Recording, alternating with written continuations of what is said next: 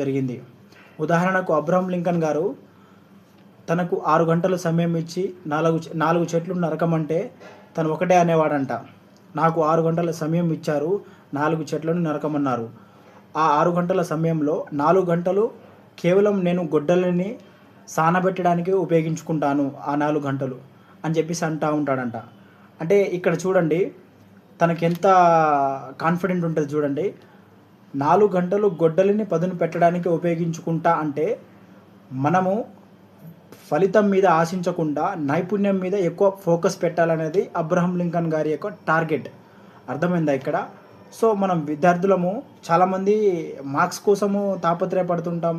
ఇన్ని మార్క్స్ రావాలి, అన్ని మార్క్స్ రావాలని చెప్పేసి అంటుంటాం. కానీ అసలు మనకు స్కిల్స్ ఎంతవరకు డెవలప్ అయింది, స్కిల్స్ మనం పెంచుకుంటే జీవితం పట్ల మనం ఇంకా ఎంతవరకు ఎదగగలుగుతాం అనేది తను ఆ ఉపాధ్యాయుడికి రాసిన లేఖలో క్లియర్ కట్గా మెన్షన్ చేయడం జరిగింది. సో